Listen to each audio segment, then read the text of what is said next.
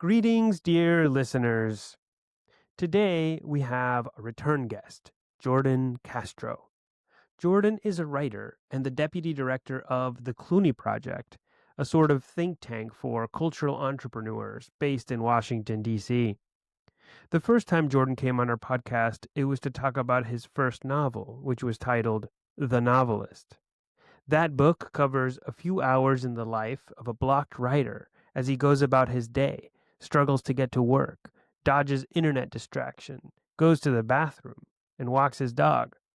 It may sound boring when we describe it, but it connected with a lot of readers who felt not only that the book was hilarious, which it really is, but that it reflected their reality, the reality of life as a constant struggle against the internet. The book was a success. Now, Jordan is back to talk about his second novel, which is titled Muscle Man. It deals with the life of a disgruntled middle-aged academic who tries to find an answer to his frustrations in weightlifting. It's a hilarious satire of our time, a novel that speaks to our political moment without being political art per se. Before we get started, a reminder to head on over to wisdomofcrowds.live and consider becoming a paid subscriber if you're not one yet. You'll get access to, among other things, the whole conversation with Jordan, along with other subscriber-only benefits. And don't forget to give us a like and a review on your favorite podcast app. With all that out of the way, on to the show.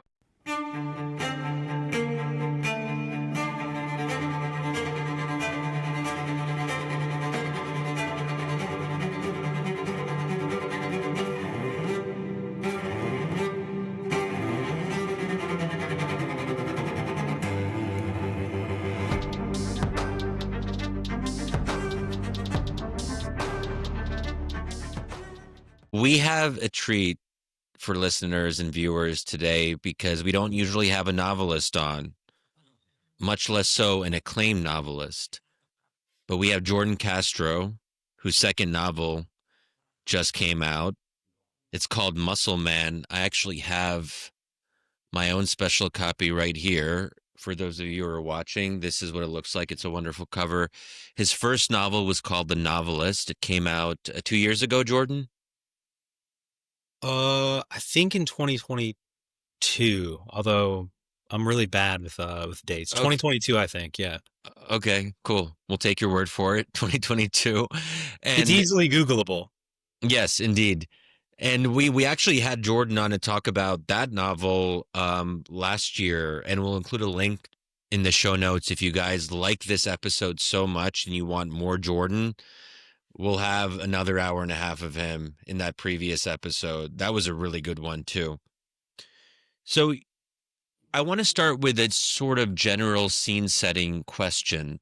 I think it's always interesting to talk to a novelist about his or her novel because we, as the reader, the outsider, the observer, we're interpreting your fictional work in a particular way. We are reading into it. We're coming to our own conclusions. We're wondering to ourselves, wait, is the main character in this similar to the actual author? Is Jordan Castro writing something autobiographical here? So there's all these questions that come to mind from me and from the outsider. But when you wrote it, you had your own intentions and your own vision, one that maybe doesn't bear as much resemblance to our interpretation. So maybe before I start to interpret on your behalf and, speculate about what you were trying to do, maybe you tell us what this novel meant to you and what you were trying to accomplish with it, to the extent that one tries to accomplish something with a novel in the first place. Yeah, I appreciate you guys for having me, first of all. Before this novel came out, I had resolved not to do exactly what you're asking me to do, which was I'd resolved sort of not to explain myself. In part because I noticed that for the first novel, I would say certain things about what I thought about the novel, and then reviews and people talking about it would just parrot what I said. And I think that this novel sort of lends itself to multiple readings, and I like that. Um, one of the I remember being in school, and um, it was very sort of unfashionable to sort of ask, or not even ask, but to sort of even wonder what the author meant about something. And I also think that that's sort of an extreme in the other way. But I guess what did it mean to me? Well, let's start with you. Actually, I'd like to hear your I'd like to hear your thing. Yeah. So as I think I told you before, Jordan, I I found the book to be, I think as I put it last time, subtly reactionary in the most pleasant way possible. I think there is something right coded about this novel. And maybe that's just because it's about partly about weightlifting. It's about what it means to be a man. Maybe it's about, oh, it's about a man. It's about a man who goes to the gym. So inevitably, there's going to be this aspect of the young male and masculinity, and is masculinity in crisis? Is the young male lonely? So there's definitely that part of it, which I think is interesting and we'll probably unpack a little bit. I think that it's really about one's thoughts and in one's interior life, and how those thoughts and those obsessions can sort of dominate the mind and perhaps even the body.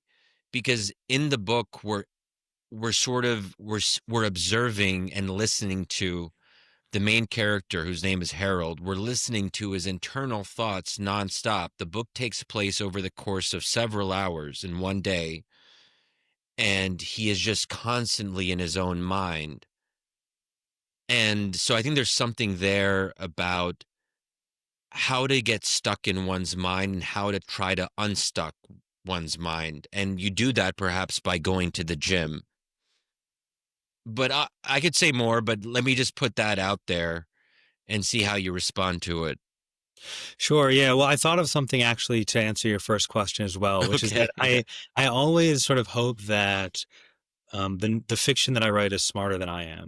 And in part because I don't actually start with, like you're talking about, is this novel right coded? Is it left coded?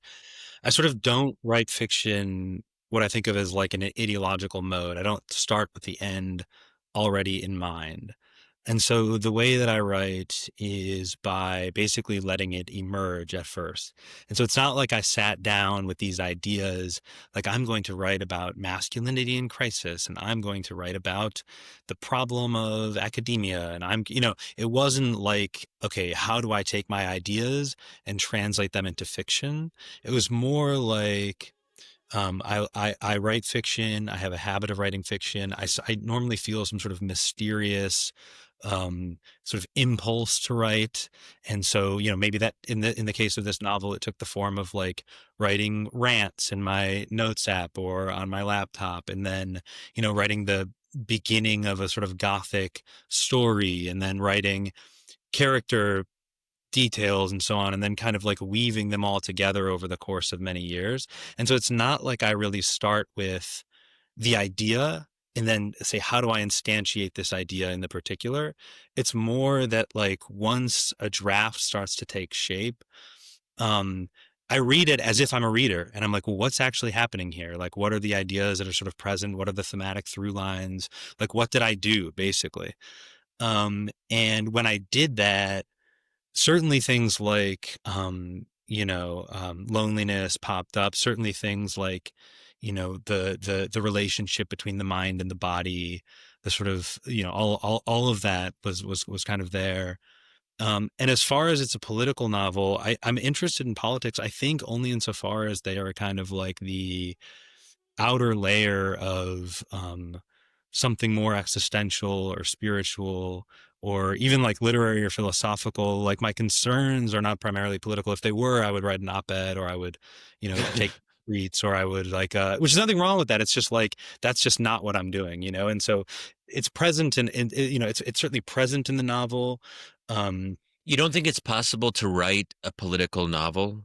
It is. No, no, it totally is. No, it totally is. Yeah, yeah. I'm just It's saying. just not something that you would do, in other words. Well, Yeah. and it's one of these things where it's like with people are always another sort of popular thing to say is that all art is political, and for me it's like art can be viewed politically, art can include politics, but all art shouldn't primarily be viewed through a political lens. I think that's sort of when you get into trouble. And some art should be. I think some art is political art. I tend to think, I mean, maybe this is just a quippy cop out, but people will say, if you're doing political art, you're doing politics poorly and you're doing art poorly. Mm.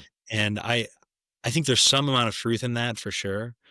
Um, uh, and I think part of the reason, I've talked to a handful of people so far where, I'll say just for background for the listeners too, like the novel, it's sort of an anti-campus novel. It takes place in a university. We are basically in the protagonist's head for a lot of it. It's very digressive in all these different ways. Um, uh, what was I even? Well, I don't remember what I was going to say. I was giving background and then I forgot what Yeah, I think what's striking about the main character is that. Oh, Oh, I remembered. Sorry. Which okay. was just that I've talked to a handful of people and they're like, it's hard to pin the politics down. And part of the reason for that, I think, is that, um, in order to write a work of fiction, you have to sort of see around and through and different angles. It's not like here's the good guy, here's the bad guy, here's what I'm defending, here's what I'm scapegoating. Like that's not really what a novel is. Maybe other maybe other genres are like that, but I don't think a novel is like that. Yeah. What I thought was really great about it is just the way that you capture the reality of self-loathing that so many people feel. I mean, as someone who engages in occasional self-loathing, I could relate to that part. Like when you get really consumed by this endless stream of consciousness that is running in the background, this kind of low intensity hum that's like basically in our minds. And Hmm. it's there and it's almost like a physical reality. Hmm. And he seems to hate himself in some ways. And I mean, so I guess I would ask you, does he hate himself? And why does he hate himself? It's always hard to psychologize. I mean, one. I think that scenario that you're describing where there there's an almost well, actually, here we'll do this. The novel you asked at the very beginning, and it's a sort of misconception. Someone wrote this like really egregious and aggressive sort of takedown of me, where they assumed that I was like the protagonist, that the protagonist was me. They assumed this was autofiction. It's not. I should say, obviously, there are parts of me in probably every character in the book, something like that. But like, it's not. It's not just like a stand-in for me.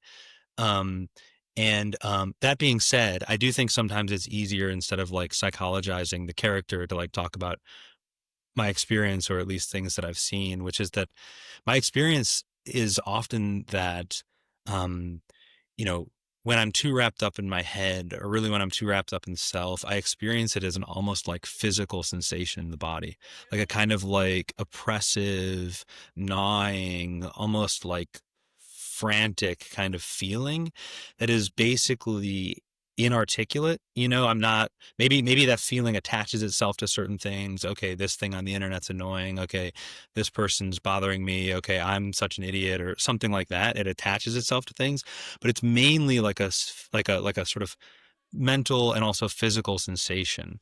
And one of the things that I'm really interested in doing in literature is to try and render sensation. Celine, the novelist Celine, talked about aiming for truth in sensation. And I try and sort of phenomenologically kind of communicate those experiences in such a way that the reader can participate in them. Um, and so um, and so I was definitely thinking about that. I mean, there's since the novel is a lot about the mind and the body, um, just sort of thinking about the way that well, if my mind is the problem, maybe something sort of becoming more embodied, sort of engaging in these physical practices will help, and sometimes it does, but it's also not enough, I don't think. Yeah, I want to dig a little bit deeper on this political question. in two ways. You First, can't avoid it, Jordan. You can't hide from the politics. I'm leaving and bobbing. Look, we'll see. We'll see. We'll see. I'm going to impose my interpretation on Jordan, and it's based on me having read both of his books and having casually glanced at his bookshelf once when I visited his office at CUA. Shared bookshelf. First of all, for shared with your coworkers. So I don't even know if the books that I saw were yours. But first of all, like an op-ed tries to have a policy implemented, right?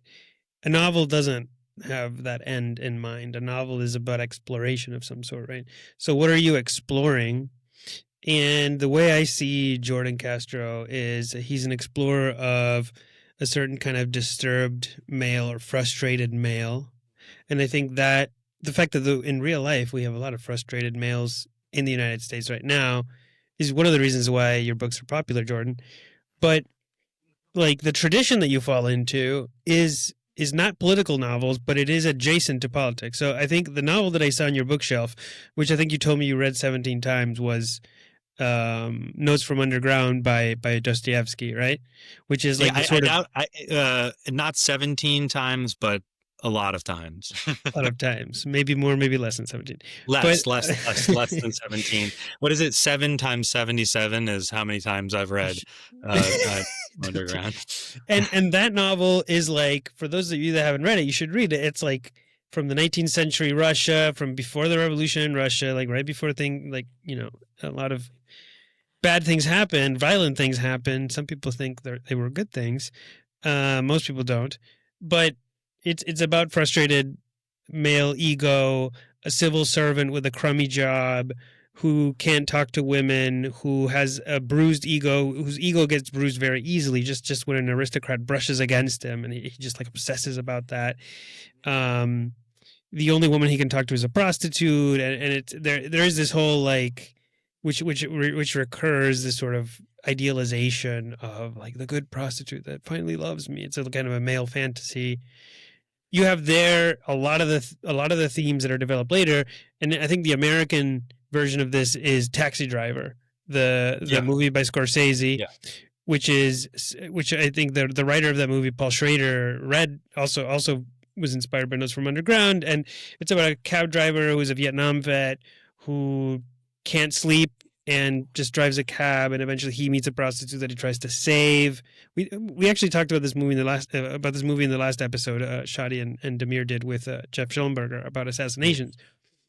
And I think your book is of a piece with that, except that it's just updated for our situation. It's a lot more focused on the first person of just like inside the cranium of the frustrated dude, and it covers types of men that only exist now, like the frustrated academic. Like having been a frustrated adjunct for 5 years, I can say you do capture the psyche pretty well. It was hard for me to read this book at times because I don't want to remember this time in my life. It sucked. But then your other novel about the novelist, about a guy that can't write, wants to write but can't write, is constantly checking Twitter. These are figures that didn't exist before. But the politics, where does it come in? And in Taxi Driver and in Notes from Underground, you have politics as part of the universe where this like crazy frustrated male lives in. And he mocks the politics, he rubs up against it, he fights against it. He doesn't engage with it on an actual intellectual level. He doesn't like think through. The underground man makes fun of Russian utopian politics. Or he condemns them as being like ultimately anti-human, but he doesn't actually say that much intelligent stuff about it, even though maybe he was right in the long term, right? But he's just like rubbing up. He's just these idiots. I hate everything. And the Taxi Driver too. Like he meets a sort of late 60s prototype of an idealistic liberal politician that has this sort of populist rhetoric, but is also deeply part of the establishment. And there's all these like young, creative, attractive people working for him, and he wants to be part of that, but he can't be part of that. And then he decides that he wants to assassinate this guy for no reason. Anyway, your guy is in the same world, but the politics that he's running up against with are like this weird Nietzschean like overman stuff, that he gets secondhand. I think, well, probably firsthand because he's an academic. But there's a lot of quotes in the book where he says, Casey, who's like the guy that the narrator looks up to. Casey's strength lay in the fact that he never needed anything from anyone. Everyone needed stuff from him. And that Casey was the one that taught him how to do weights, or how to lift weights. And Casey this, Casey that. Casey's like this sort of prototype of a man that's really becoming a sovereign individual like Nietzsche. And then the other politics that he runs up against is a sort of bland bureaucratic liberalism of the faculty that has all these like dumb, slogans, but they seem kind of empty. So there's like two empty ideologies that bookmark this man's world. And he's just frustrated, doesn't know what the hell to do. And it's a really tough situation. And I don't know what the answer to it is, but it's nice that somebody wrote a story about it. Thanks. And if you can relate with that situation, go to Amazon.com or wherever you buy books and buy Muscle Man. We should definitely emphasize that. There will be a link in the show notes. So you guys should click on that link, buy the book, order it, get it from your library. I mean, Jordan, I'll just say again, I loved it, and it's also hilarious. So we're talking about some of the dark elements, but there are so many laugh out loud moments. Thanks. Yeah, I was just doing a bit. I'm happy to jump in and actually address what. Well, the comedy, and just to give you more stuff to talk about, Jordan, the comedy, as you told me as well, is like part of. It's not fair that I use random stuff that you said to me while we were walking. But, you said the comedy is an intrinsic part of the novel. It's part of what you're doing when you write a novel. It's not like an option, but the satirical comic element. So the fact that you find comedy in this man's frustration and in the limited, like, ideological options that are left for him, it's dark comedy, but the comedy makes it a little bit hopeful, no? It's,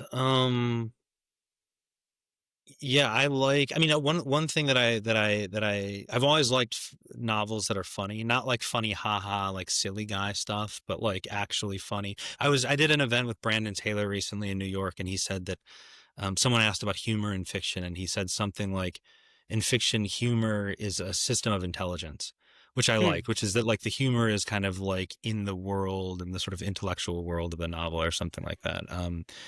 And then Mikhail Bakhtin, who I was influenced by, the Russian critic, has this great essay called Epic in the Novel, I think is what it's called. And in it, he kind of writes about the emergence of the novel as being fundamentally like it emerges, he says, along with the satire, that they're basically inextricable. And so I think Don Quixote is full of laughs and it's considered the first novel, right? Exactly right. Yeah, exactly. And there's this way in which, and in part, it's partly because the novel is structured.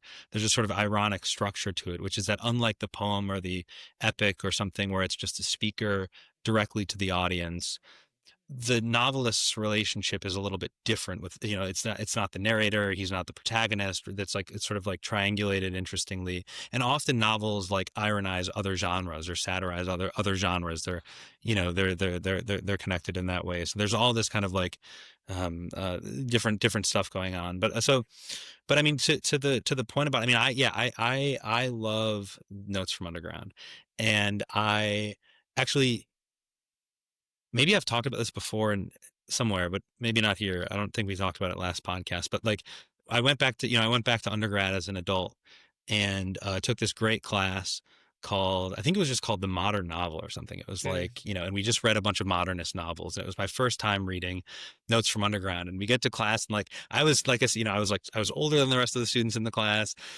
always quiet, you know what I mean? Sort of had this strange relationship with school. And the one time, so we read Notes from Underground, and the professor starts class. And he's like, who could relate with this character? And I raised my hand, and I was the only one that raised. You're the only one, yeah. And he was like, well, I hope no one does.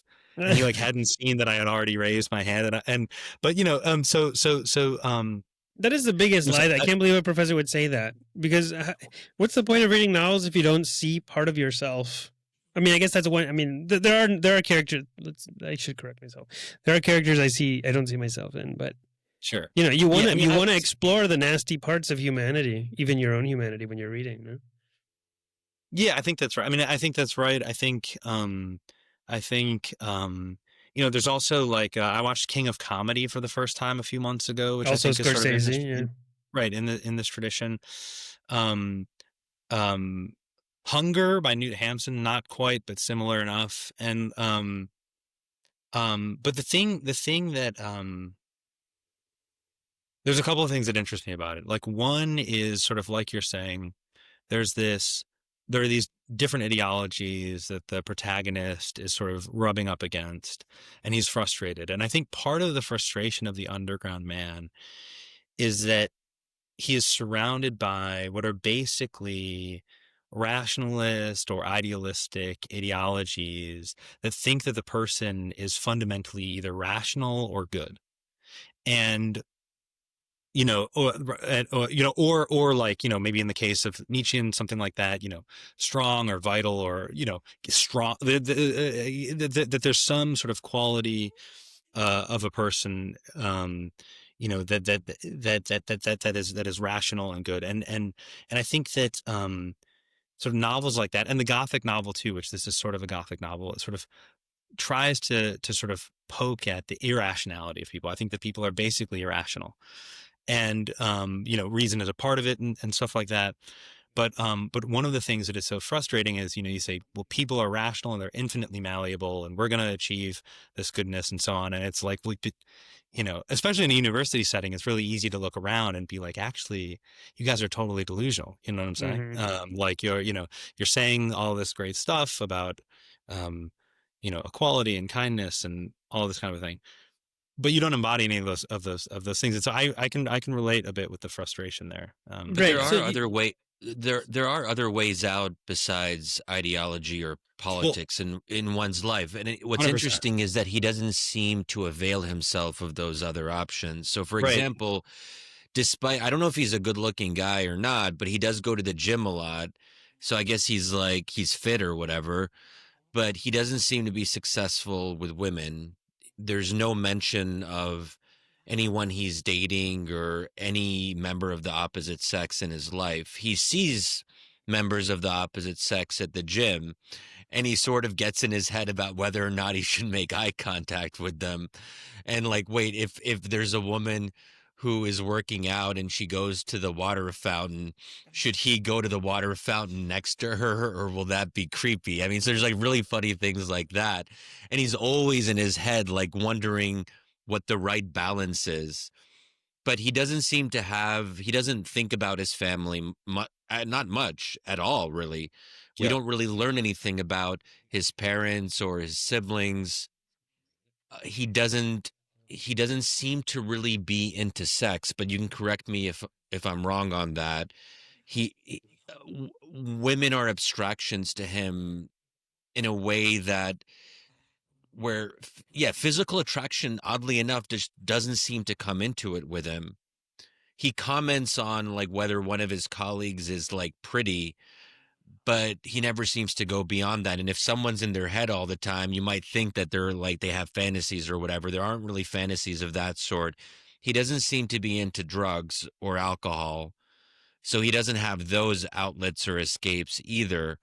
So it's just interesting to me that even if you don't have faith in the ideologies that are around you, whether they are liberal or right-wing ideologies, what people often do is they find escapes, but he doesn't really have them. Yeah, that's a good point. I mean, one of the things that I I appreciate the perceptive reading. Unlike in Notes from Underground, where there's the sort of the good prostitute that he falls in love with, or at the end of Crime and Punishment, which is another novel that I was sort of modeling on a little. He just like has this sort of come to Jesus moment, basically, where he sort of falls at the feet of, I can't remember her name, and it's like I think that generally speaking, we're in this scenario. You see, I'm sure you see as a journalist, you see these things that come out where they're like, people are having less sex than ever. Maybe not than ever, but it's certainly on the decline. People are Sex drinking recession. less. Yeah, there's people are drinking less. And And I do think that increasingly, it's increasingly the case that people are walking around in a state of near constant frustration with very little outlet. And maybe they find that outlet on, like, freaking out on Twitter, or like in sort of gossip or a video game. I mean, they're very lonely and very isolated. And I don't know. I didn't want there to be in this, not like, for me, Well, his outlet is weights, is not his porn. It's not politics. his outlet is right. His outlet is weights. And it's an open question as to whether or not it really works, and it's an open question, by the way, as to whether or not a lot of those other things work. Sex, well, I think right. Yeah, whatever. Like, well, I mean, think they don't really seem to work. If I mean, that's why they're escapes, right? Because they're not actually satisfying what needs to be satisfied. And one might say that the only thing that can actually fill the void is God. Yeah.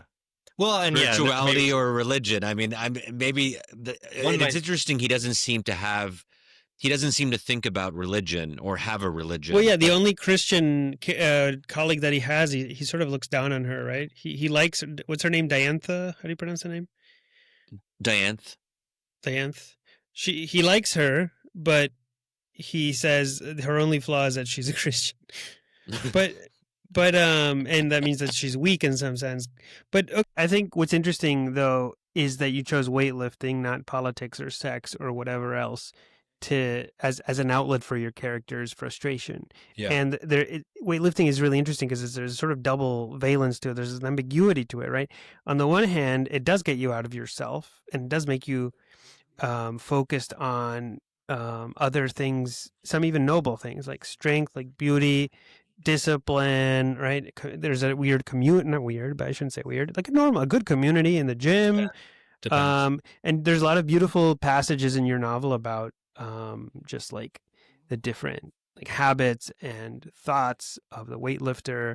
And it's really interesting. On the other hand, it doesn't get him very far beyond himself, because he still entertains this idea of strength and self-sovereignty as the highest ideal, and it doesn't actually help his resentment, right? So if part of like Nietzsche's ideology or Nietzsche's philosophy is to overcome resentment, right? You guys, we'll put in the show notes if you can read some Nietzsche, but like the idea is modern men is weak because, and modern women too, they're weak because they're fundamentally structured around resentment.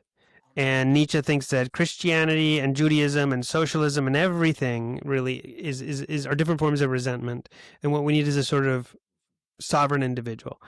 And the muscle man, the main character of the book, is overwhelmed with resentments against his coworkers, he's angry at himself for being stuck in his career, all this stuff. And but Santi, he doesn't resent people in the gym. He has respect for people in the gym. Well, no, that's what I'm saying. In the gym, he overcomes this, but it's not. It doesn't change his fundamental view of the world. It's an escape, like you said before, Shadi. It's like it's an escape that looks like it's something more than an escape. And I guess it does. And it's not because there's a problem with weightlifting per se. But there's a problem when weightlifting has to carry the whole burden of your spiritual anguish. Maybe that's the problem. I think that I've had I've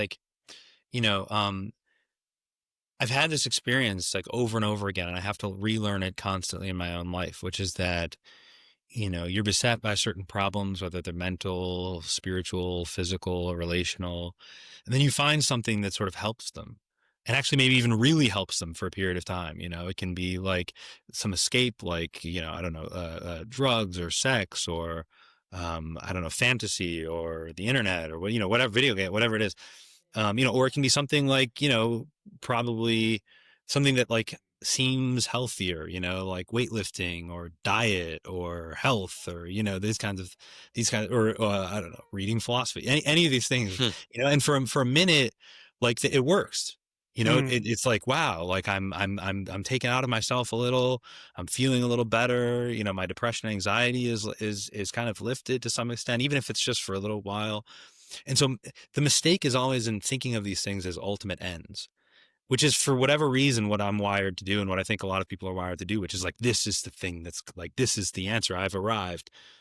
And and then suddenly, maybe they still work a little, maybe they stop working, maybe there's new problems. But you're right about the sort of spiritual burden of life just being I don't know, immense. You know what I mean? Like it's like life is really hard yeah. But I think part of what was beautiful about this book though is that you do. I mean, the guy is kind of a jerk. Or sometimes he seems kind of a jerk. He seems like not a fun guy to work with. Let's put it that way. But you have a fundamental sympathy for him. There's a sort of love in the book, and if it was just like a sort of condemnation of this guy, who would want to read that? But just like the Underground Man is a creep, but you what? Yeah, by the way, I don't relate with that guy at all. I don't know. I know. Why do you put the creep in a picture frame? Because there's something of dignity in this person, and you want to explore his play. And like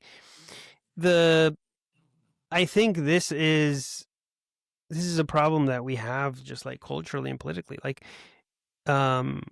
people need to, like, when we describe social problems, like frustrated men or whatever, we should do it with a fundamental sympathy for their humanity and not just with like a sort of moral condemnation. And that's the only way to fight, I think, the sort of Nietzschean ideology, which is spreading everywhere, sadly. Can I do want to challenge something both of you guys have gestured at. It's more of a devil's advocate thing, because I do think life is hard. But I wonder, but then there are some moments where I'm like, are we overcomplicating things a little bit? Is life really that bad or difficult or challenging? Yeah. That, I mean, we live. It is. What? Sorry, Jordan? I said, yeah, it is. Yeah. Yeah. Okay. I would love to hear more about why you feel so strongly about that. Because at some level, a lot of these underground men, they're in America, if we're talking about this context here politically. And so they are living relatively comfortable lives compared to the medieval peasants of 4 or 5 centuries ago. They do have a basic level of material sustenance. They're not starving or anything. They live in relative peace and security. They're not in Gaza, for example. They're not living in a war zone. Although obviously it can feel like a war zone, but we should also be careful not to imply that the U.S. is engaged in some kind of battle. It isn't. It's our politics are tough, but most of us are still pretty safe, and able to express ourselves freely. Again, the vast majority of us. How do you think about this, Jordan? How bad, like, why is it so bad? And obviously I can sort of anticipate that your answer is going to be that we're talking about the metaphysical reality. We can be fine materially, but if we're not fine spiritually, then that can still be an awful existence. But I do want to push you a little bit, and actually you too, Santi. Like, we're sort of taking for granted that modern life is awful. I don't think that I'm saying that. I just think that I don't think like modern life is awful and the past was great or something like that, I think it's just hard. I mean, it's true that we have a level of prosperity. It's also true that nobody cares. It's like it's like if it helps to just have more money and have more stuff and even have like better healthcare and like all of that, then the people with the most would be happy, or people like a lot would be like, it just doesn't work that way. Like, people immediately adjust to their level of comfort and they're totally ungrateful. I mean, I think that like the definition of the person could be like he who is ungrateful. I think that that's like. And so like part of it, yeah, it is part of it a perspective problem, which is that like, it's super easy to be ungrateful. We have a lot to be grateful for sure. You know what I mean? That is all true. In some ways life is better now. In some ways life is worse now. I mean, that's always the case. Yeah, it's always the case. But I do think that, like, for me, and again, like, and you can argue, is it better politically now? Are we, like you're saying, we can speak freely and we can, do X, Y, and Z. I can, I can just like pull out my phone and like order a hamburger to my house, and like a little servant will bring it to me. You know what I'm saying? That's, I live like a king compared, people always say that. They're always like, you have access to things kings 100 years ago didn't even have access to. And it's like, that's fine. But, anyway, I was just thinking, yeah. Can I answer that question too? Yeah. Like, because I think it would be wrong to make Jordan's novel about modern life per se. I didn't see like this, like, oh, this is a novel of modern man. I think this is a novel of contemporary man. Just like the Notes from Underground was a novel of 19th century Russian man, and Taxi Driver was of, like, Vietnam vet from the 70s man, right? The what's perennial is the difficulty that the protagonists have in finding a role that satisfies, that gives them the recognition of their dignity, that makes them feel productive, that makes them feel like they're part of a greater whole. And it's no coincidence that all three of the characters that I just mentioned, of the three works of art that I just mentioned, are they're not married, they don't seem to have that many friends. And you can say, okay, this is a problem of capitalism, right? And of course, as you pointed out, Shadi, capitalism has brought us a lot of prosperity. The hockey stick graph, in Washington, D.C., we must all worship the hockey stick graph that shows that. Wait, just say what the is. The GDP growth since the late 1700s because of the Industrial Revolution and all that stuff. It's made the West wealthy, and other parts as well of the world. And I don't disagree with that. It's material reality. We have gotten richer. Has it been distributed equally? Well, probably not. But you could say, though, that under that condition of capitalism, where markets determine like where people work, and that things are constantly shifting, and they're shifting ever more quickly, then a lot of people will fall through the cracks and become frustrated. And the guy in your book has one of the least sympathetic jobs in America today, which is the low-level professor, because to a working class person, rightfully so, he looks like he has a lot going for him. He does have comfort, he does have higher salary, but on the other hand, he's in a very I said sometimes. High-ish, that's true. I doubled my salary with an entry-level position in a large corporation, and before I had been an assistant professor, or visiting assistant professor. Sorry, I literally doubled my salary overnight. But anyway, also like you're in debt, and not only that, you're part of the. I thought about this the other day. I'm like, why? Not only that, but also like, let's say you're you lose a lot of other things too. Let's say if you go to undergrad, you might move for undergrad. You might move then again for grad school. You maybe will even go get a PhD and have to move again. And so you're structurally sort of like bopping around and unable to form like actual communities and relationships and friendships. And, you're learning all this stuff that makes you kind of unable to suddenly talk to your parents. You're learning how bad people they are and all this kind of stuff. And no, but like, but then suddenly you find yourself, in massive amounts of debt, in a place with no friends, no community, no connection, making barely any money, teaching a bunch of classes to people that don't care. And like, this is a horrible situation. And I have a lot of sympathy for that, because a lot of people are like just following the rules. They're like, their parents are like, you have to go. They're following what they thought was a path towards a role in society, but which leads to nowhere. And what was a path before. And I think there are a bunch of different reasons, so why it no longer is, but like, it's a rough situation. Yeah, but to your point though, Shadi, I do think that, okay, in pre-industrial society where everyone was born into a role, and there was a lot less social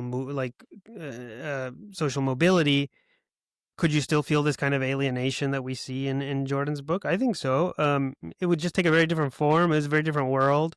But there is just Well, something universal though about the anguish that this character feels. I don't know, sorry. and I'm actually not sure. Like, I mean, so the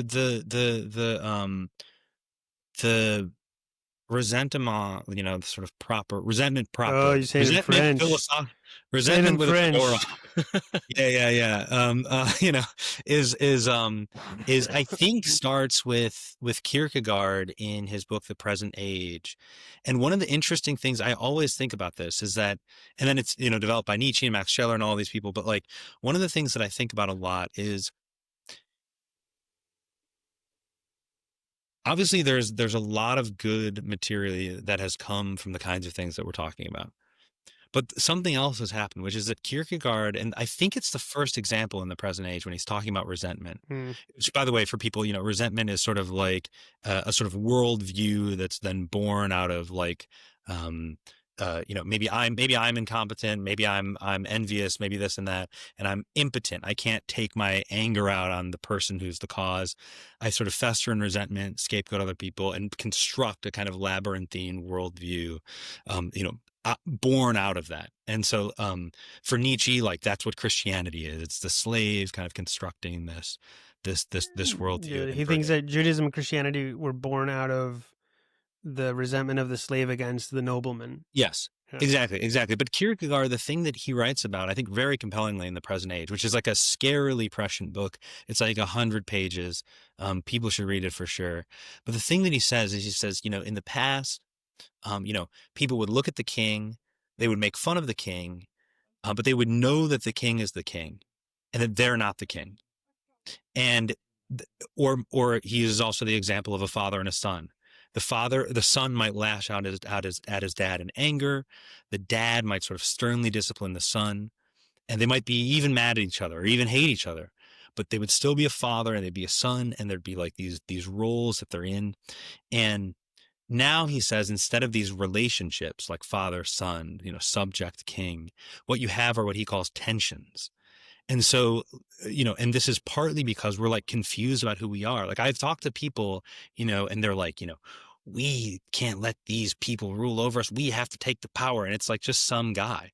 And it's like, dude, you're not a politician. You're not in Congress. You're not a politician. And like in a weird way, like I think me knowing this is not like, don't take this the wrong way, but me knowing my place, I'm not the president. I'm not going to become the president. I'm not going to respond to the president and say F you on Twitter or something like that, because I don't envy that power. I'm not wanting that power. I don't I don't sort of mistake myself as being in competition for that. And so there's a way in which the flattening that occurs like in capitalism or with the market logic, or that sort of opens up all these possibilities. The flattening also sort of levels these relationships, and what we have then are tensions. People can't even say a wife and husband, and they can. I just mean like it's hard for people. Yeah. I'm saying it's hard for people to conceptualize of themselves as being in particular roles in relationship to other people. It's the wanting that's the problem, the striving for things that we want to have but don't. And I think there is an argument to be made that the medieval peasant was actually happier. That doesn't mean we would want to hearken back to that, and because now we know what we know, we can't go back. We have too much awareness. But yeah, I'm not. But is the problem, Shadi, that people want a role, or is it that they don't have a role? Like that they want a community, or is it that they don't have a community?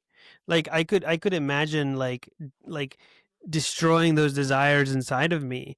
It's very hard to do that. It's very hard to destroy one's desires once they're. But I can't believe that that's like. But that's not the path forward. Is not to tell people, hey, you should stop desiring. Well, I mean, it could. I mean, it could be. I mean, there is that that trite saying, happiness isn't having what you want; it's wanting what you have. Or if you're not with the one you love the one you're with. That's a song, I believe. But in the pre-modern era, you weren't like the idea of being with the one you love wasn't even really a live option. That's not the way people viewed marriage for the most part. Well, okay, but part of the thing is that you had at least you were always part of a greater organism. Exactly, so because the individual's desires was were satisfied. not. Yeah, the individual's desires were not paramount. The individual was embedded and he or But the- she had a role as but the part of the desire- broader collective. But the desire for community, for belonging that you have in every human being in every era was automatically satisfied for the peasant in a way that Exactly, is which not it isn't now. right. So the answer can't just be telling the person now, hey, those desires, you should get rid of them. It has to be, let's find a way to make a society that's more human and that can satisfy those desires. Like the muscle man needs a better. I mean, he shouldn't be blaming the world for his problems. I'm not saying that. I'm not saying, the reason why the muscle man's frustrated is because people are have left him alone. But I'm just saying that the book poses a political question, not just a personal question. Look, but there are ways to have community. You just have, I mean, that's a choice. The problem now is that it's something you have to choose, and the choice is overwhelming. Where in the pre-modern period, it was something that was assigned to you, and you didn't have to question or wonder. But now you have to make a choice. Do you become part of the CrossFit yoga? Do you convert to Islam or Catholicism or Orthodox Christianity, as Jordan did? All three of us are different religions here, yeah. But I mean, that's so you can be. Jordan decided to become part of a religious community. The idea, like, you can do that if you want to. That's not being precluded, right? But it's the problem is the choosing. That's what's so challenging. So the muscle man's problem is that he hasn't chosen. Well, so I mean, not to just look. Welcome, ladies and gentlemen, to Wisdom of Crowds. I'm your Professor Castro. We're going to talk about Kierkegaard for the rest of the episode. I've got my whiteboard behind me. Even but one of the things that he's not writing about politics exactly. I mean, he uses them as examples, but one of the things that he sort of talks about is like what Shadi is basically talking about, which is that there's a mode that he calls the aesthetic mode. Which is you're sort of meandering around, you're kind of unable to commit, you're sort of overwhelmed with possibilities, and you're just kind of flitting around impressionistically. Your sort of consciousness, your soul is a sort of soupy sort of situation, right? And it's overwhelming. It's there's a freedom in that, but there's also a sort of stricture in that. And so some people will then say, like you just said, which is that, well, the thing that you need to do is choose, and it's the choosing that matters. And he says that this is the ethical man. And he that's the second mode. Right. So there's that famous quote where he says, marry, don't marry, I don't know, get a job or don't get a job, but it doesn't matter. You just have to choose, and the thing is the choosing. Because that's the way to escape the aesthetic mode to the ethical mode. Exactly. And then there's the religious mode, which is wow, I'm suddenly escaping. It harmonizes the other two, but it also is a sort of fundamentally kind of different or transcendent mode, which, like, even when Shadi was talking about, it's hard, right? Like, even when Shadi's talking about, you can choose to be religious, Jordan chose to be Orthodox. There is this way, it's going to sound like mystification. There's this weird way in which I feel like it happened to me. There's this way in which, it's similar, by the way, with things like marriage, or things like, there's a similar way that you escaped the aesthetic to the ethical and to the religious, is what you're saying. Well, I'm saying that well, first of all, I think Harold, we'll bring it back to the novel. Harold is basically in the ethical, which is that he's like, I'm going to try and decide, I'm going to try and lift, I'm going to try and act, right? Maybe if indecision is the oppressive thing, maybe action is the thing. And, but action in and of itself can only really get you so far. I do think that there's a spiritual yearning, a spiritual longing, and that move is it's like some weird double motion where the sort of relationship with the divine or transcendent it's simultaneously a moving towards and then also a kind of like acceptance. It's like it's like there's an activity, but then there's also a receptivity. But I think for me, like I was saying, there's this this problem of loneliness, this problem of choosing, this problem of atomization, like all this stuff that we're talking about. I think that for me, at least, I'll speak from my own experience, like I was afraid to let certain things form me. I was afraid to make commitments and let things form me. So like, for example, like, a marriage or a religious commitment, these are things that form me. I don't choose them and then form them. It's like, maybe there's some sort of choice involved, but maybe also there's something else sort of working. For the sake of argument, Jordan, can you tell us why is the aesthetic mode? Why not just stay in the aesthetic mode? So the aesthetic mode is you go through life enjoying things and having adventures and trying things out. And Kierkegaard says the problem there is that eventually you have to do a rotation of crops, he calls it. Like you have to keep trying new things because things get boring.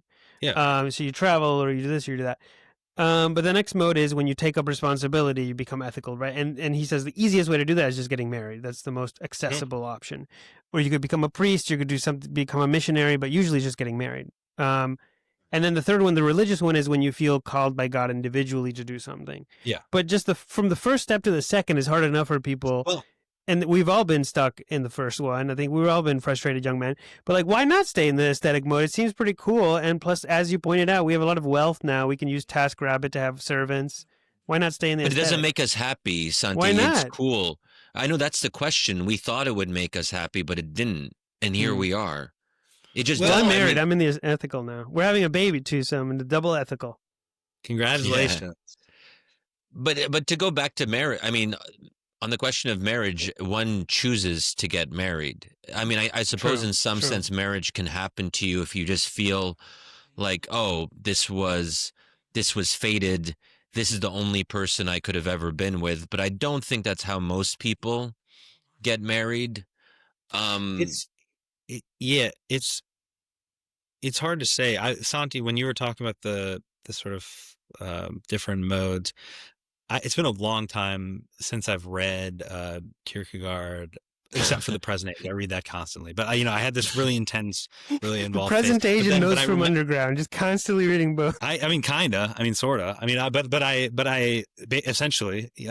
But you can read both of those books and come really go far. You can at least have a lot of tweets, which is I've tried to write essays about the present age. I've never been able to get it right, but I've been able to get a lot of tweets out of it. Anyway, but speaking of tweets, I always remember a tweet where I saw they're like, people always think that the aesthetic, the ethical, and the religious are like one after the other, but really he conceived of them as being like, existing at the same time to different degrees or something. I don't know if that's true, but that tweet always sticks in my head. But I don't know. I mean, it's the more the longer that I'm living my life, I don't know. And the deeper that I kind of get onto, I guess, the path that I'm on, the less I am inclined to even guess at what's going on. Shadi's like, well, we don't stay in the aesthetic mode because it doesn't make us happy. And it's like, but people stay stuck in modes that don't make them happy all the time. And also the religious could make you could be called by God to do something to suffer and then be martyred. And that's totally legitimate. So it's not about happiness. It's sort of maybe about vocation. It's about calling. It's about, now I'm going to sound like a song. I was going to say it's about love or something, but it is, you know what I mean? It's about something else. In a weird way, I feel like a lot of the words we have, the sort of kind of frameworks we have for talking about these things, especially in a discourse heavy culture, they're not they don't work. They're not true to what we're talking about. I don't know. And to go back to Shadi's point too about whether you choose to be married, it is true you choose to be married. Otherwise, it wouldn't be a legal contract. But at the same time, people do talk about falling in love, right? There's a sort of passive language that something hits you. One does fall in love, and I think most people have had that experience. But oftentimes, we don't end up with the first or even second person we fall in love with. So so the falling is one aspect, but then there is the choice. The falling and the choosing are somewhat separate, and oftentimes they don't go together. Well, I would say, I think that, that's definitely true. And it's definitely true that, I think the way we think about falling in love, we will keep, we'll keep going on with the Kierkegaard. We're just going to keep going. One of my favorite books is his book, Works of Love. And he sort of talks about, he says that the poet knows nothing about love. And that's totally true. I think like this way that we talk about falling in love, or I listen to a lot of Sabrina Carpenter, who I really like, and the way that she talks about falling in love is like totally alien to like the way that I think about love. It's very sort of fleshy and it's sort of like a feeling, it's a feeling that I have, and people are always worried. They're like, well, what if I marry someone and I don't feel in love with them, actually? And it's like, a part of me is so it's like, well, grow up, you know what I mean? Like I love different people, to different degrees on different days. I think the commitment is what makes the love possible. And I was thinking about this, like, in terms of friendships that I've had, like male friendships. I'm giving a talk with I was telling Shadi, with the head of the PhD department in developmental psychology at NYU, like on Saturday, about masculinity. And I was like, I've nothing to say about masculinity, like with a capital M or in quotes or whatever.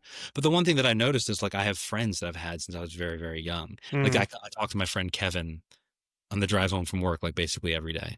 And, and there's like a commitment involved in that. Like, we don't see eye to eye on certain things. Sometimes we argue, sometimes whatever, but we're like friends, and he's like a brotherhood almost. And I think that like, it's similar to marriage or something, which is that the commitment precedes the love. Like I can't properly love someone if I don't commit to them. Say more about that. Why can't you properly love someone unless you commit? Because feelings are totally untrustworthy. Like feelings are totally untrustworthy, and so is desire. Like I think about, you marry someone, and maybe you marry someone because they're beautiful, and it's like, well, they're going to get old. Maybe they get hit by a car. Maybe they get hit by a car and they can't even talk. And it's like, love in that situation. And that's, by the way, why life is actually hard. It's like those kinds of things happen all the time. And so it's like love in that situation looks way different than a Sabrina Carpenter song. It looks like showing up at the bedside every day. It looks like, I just watched, a family friend die at age like 24 of like a very rare blood cancer. And like that commitment of like, okay, a parent loving their son, like that requires an enormous amount of patience and dealing with anger, all sorts of things, that are only made possible through the commitment. Because if it was just how I felt or just what I desired on any given day, it's like, well, I don't really feel like that. So why would I? You know what I mean? And so that's why I think the commitment is well, that offers some promise then to folks who want to get married. That the implication would be that you can be with a lot of different people. You just have to decide to commit to them, and through the act of commitment, love will emerge. Maybe not in the ideal fantasy-like way that we maybe hope for when we're younger, but that if commitment is the gateway, then that actually broadens our possibilities a lot. Like we don't have to be with one person or like one of the ones. We just have to decide to be with someone who kind of fits the bill and who's good enough.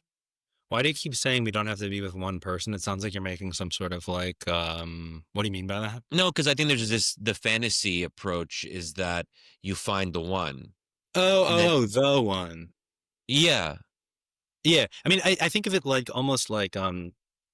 I mean, this is like, again, we're talking like, I don't know, this is a simile or a metaphor. It's like maybe a crude analogy, but it's like you learn to play the piano or you learn any skill. And it's like, at first it's really difficult, but then eventually you're like more free when it comes to playing that instrument than you would be if you knew nothing or very little or knew only kind of like what a dilettante knows. There's a way in which that like where commitment also opens you up in general, not just marriage or relationships or friendships, but commitment in general kind of can paradoxically kind of expand outward. But I do, yeah, I mean, there's this great line the pastor Tim Keller, who I used to listen to a lot of, has, where he does say too, he's like, you're going to be married to 5 different people or more over the course of your being married to one person, because people change and they get older and all kinds of stuff. And again, that's not like, I feel like, I'm not like making some sort of weird like trad, like just marry whoever, because one thing that I didn't quite understand and that doesn't get talked about that much is, at least from the Christian perspective, and I don't know if it's even from every Christian perspective, but the idea of marriage as a sort of, I mean, just The idea that I'm struggling to remember, Santi. I'm blanking on the word, but the idea that that it has that it works towards one's sanctification. That there's like Yeah, that the goal of it's marriage a is actually vocation that works towards your yeah. So becoming that holy. You're like right. So it's the a idea is sacrament right, and or it's a a mystery, as your tradition would say. right, sure, and yeah, and so that's right. That's not so the idea that like because there's also this kind of trad like weird LARP way of being like the point of marriage is to have children, and if you don't have children, but it's like of course there are people that can't have kids, and so like um um the idea that marriage is basically to make one another more Christ-like. And one of the ways that that happens is by like, you make a commitment to someone to love another person and you fall short constantly and you learn things about yourself, and there's a way in which even just living with someone, there's all these ways that you can like learn and grow and stuff like that. But none of that really happens unless you're committed to the other person, but also to kind of like shared spiritual purpose. I think it's anyway. Yeah. Yeah. Um, Like, there's a good love song. So Kierkegaard's not right about all the poets, by Peter Gabriel, called "The Book of Love," which we played in our wedding. We did the Stephen Merritt version, which the first verse is like this. I think Shadi's gonna like this one. Okay. The book of love is long and boring. oh yeah. No one can lift the damn thing. It's full of charts and facts and figures and instructions for dancing. The magnetic fields have a nice cover. Yeah, of that's that. the one that the Stephen Merritt. Nice. And there's Yeah. also we did our wedding song was A Thing Called Love by Johnny Cash. You know that one? Yeah, it's a good one. Man, this was supposed to be a conversation about literature and politics and culture. Now it's just Yeah. like We're all over life the place. advice. This is good. As we close up here, I just wanted to. I mean, we do have to close up eventually.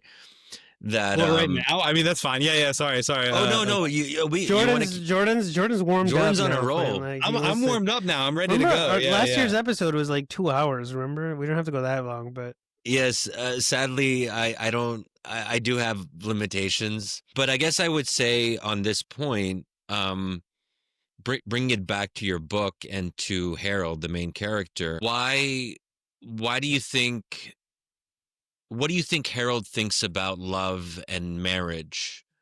Like if you had to sort of, because you know him now as a character, he's part of you. And even though you don't discuss this in the book, I wonder if you can just sort of riff and extrapolate on what you think he thinks about this. Sure. Well, actually, I'll do that. If I forget the question, remind me. But I just wanted to say quickly, there was a takedown of me that came out that Santi read.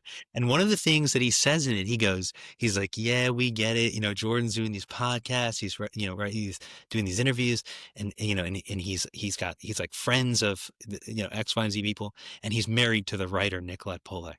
And he like brought up these like biographical details. He seemed like mad that I like talk about being married and stuff. Which anyway, I just remembered that giving fodder for the anyway. I think that there's a way. Okay, like another thing that's been happening with the reviews, which I've been reading this time, is that they keep saying that it's a novel that helps us understand the manosphere. Here's how we can understand the manosphere, or something like that. That must be annoying to hear that. It's super annoying. Yeah, it's super annoying. But one of the things that I've noticed about maybe Harold would think something like this is that like a lot of guys think of marriage as fundamentally transactional and self-centered. It's like, well, what am I going to get out of this? I'm already making money. Modern women are X, Y, and Z. We know about modern women, and the body counts are high. All this kind of stuff, right? And they're like, they think of it as fundamentally self-centered. I think Harold would probably think of it the same way. It's like maybe I want to be married because it will make me less lonely and someone will love me. That's why being married is good, is because someone will love me. And I think the opposite is true, which is that being married is good or can be good because it gives you someone to love, and you can become, yeah, I think, and then you become someone different in the process and all of that kind of that stuff. So, but it's basically, he would think something like that it would be good because someone would love him, I think. Which is wrong, which is the problem, yeah. which is partly the problem. It's partly the problem. You know, I mean, it's nice to have someone love you, but as anyone, Yeah.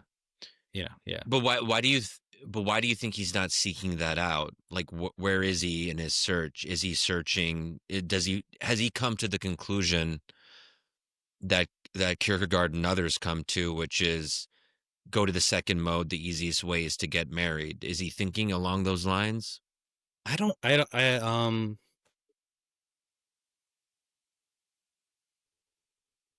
It's think, weird to ask why a fictional character isn't married. well, no, I mean, like, you know, you could read the novel and probably find out why he's not married. He's a little bit wild. I mean, part of Certainly- it is his career. Like, there's a lot of single professors.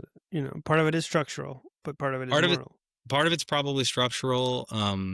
Part of it is probably personal. I don't know. It's a hard question. Certainly during that day, it's hard. I think I don't know. If you're a lowly professor, you're pissed off about all the DEI meetings they're making you go to. you're like possessed by a delusional view of yourself. You're angry. You got to get to the gym.